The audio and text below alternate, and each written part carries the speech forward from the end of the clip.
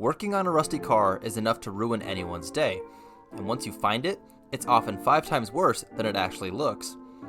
Getting rid of it all is often a huge undertaking. In my previous video, I cleaned and treated all the rust that hides behind the panels of my car. Undoubtedly, I negated all that work by driving on the Bonneville salt flats.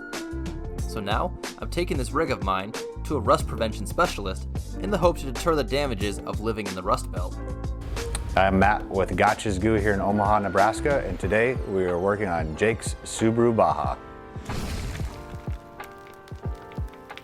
A lot of it is just we apply our experience in the automotive world. And for example, on your Baja, it's been used as an overlanding rig. So the first thing that comes to mind, is there mud, is there rocks? So we start off just a quick thought, where are we gonna start on this car? The Baja, first thing we did was went out and did a visual check.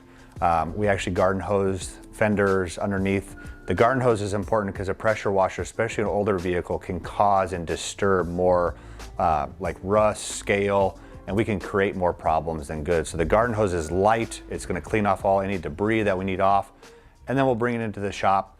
Biggest thing is we have 2 other guys, Will and Paul, that help me out a ton. Hey, I'm Will with the Goo here. We just brought this Baja in, prepped the doors and the hood, tailgates down on it. Just gonna give it a once over here real quick before we start hitting all of the little nooks and crannies, door drains, battery terminals and stuff like that. So pre-prep before we put it up on the lift and shoot the undercarriage. So we're gonna hit the fuel door here. We spray back in the nooks and crannies here. Anywhere that it moves, we make sure we hit it, as well as being corrosion resistant. It helps to lubricate things as well. So we'll hit all the corrosion points where the bolts tighten down, kind of anywhere that it'll give water a chance to get trapped or sit.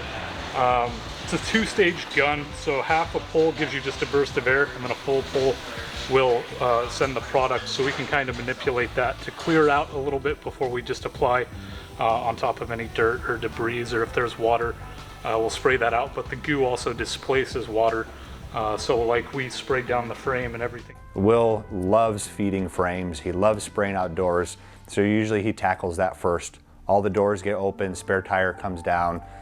All the door drains are so important. A lot of people don't know that doors need to breathe and drain. So we spray those out, we protect them, we start under the hood.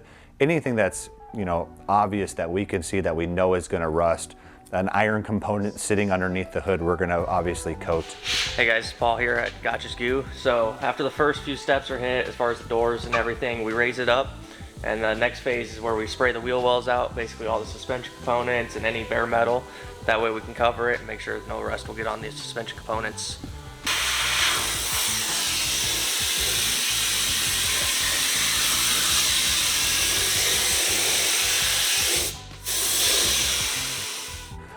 After that, rack it goes up. Wheel wells, fenders, anything that's important that's behind the tire, we spray and coat. Visual check while it's in there, make sure we don't need to do any cleaning, which yours was pretty clean. And then from there it comes down, we static wrap the car just to protect it. It also helps us being efficient with our time. We don't have to do a ton of cleanup afterwards. And then after that it goes up, and then from front to back we have our big lay down gun that just adds a layer of protection.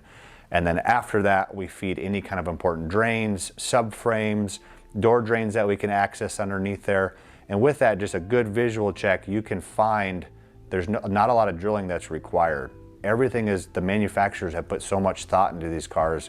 We're just adding a layer of protection of what they have already thought about. And then from there, car comes down, wrap comes off, we touch it up, wipe it down, give the keys back, have some conversation, and they hit the road. Car cost overall has gone up so great. So people are keeping cars longer, they're repairing more often, they're keeping things going. So adding another layer of protection like waxing the car, we're covering up underneath the car and protecting that. So protecting like lift kits, strut replacement, bushing replacement, that's stuff that costs money that we want to protect, because something silly like rust and salt eating it away is totally preventable, and it's a cost that the consumer can prevent using the goo, protecting it. But our product doesn't drip. That's one of the biggest things that people complain about is oil-based products, fluid film. It drips, it makes a mess in driveways, it stains driveways. So people, their spouses can get upset about that. The goo doesn't do that. It also, biggest thing is having guys that have a mechanical background helping me. They know where they can apply the product without drilling, without complete disassembly of the car, which keeps costs down. And that's just kind of where it's grown from there. And then every month since, we've doubled customer help, helping people out, applying product, and it's been just a great ride.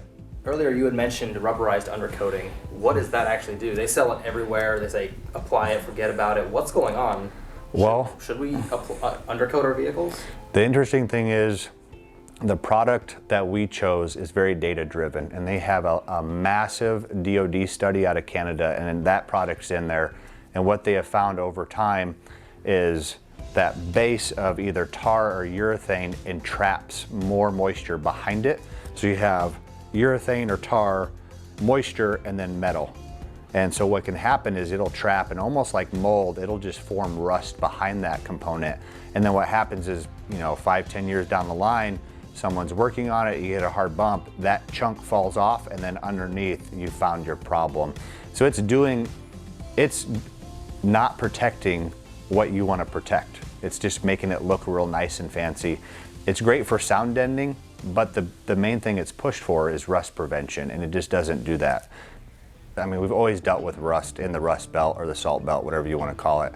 And it's just been kind of one of those things where you just deal with it, but then no one really does anything about it. So the idea started happening when we found a competitor that used oil-based products. Those oil-based products started having some issues with rubber bushings, components, and then we just started looking for a better option. And then we partnered with a company out of Canada that uses a non-solvent-based gel. There's no dripping, there's no drilling, no crazy outcomes from the oil, and then it protects the vehicle. It also makes the technician's life easier, which if their life is easier, the cost of repairs are easier, meaning cheaper to the consumer. The product's good for 1.5 years. So some customers are like, well, that doesn't seem like a lot of time. The product is probably good longer than that. The data has supported that, but the biggest thing, the company that we use, they want the customer to come back to check drains.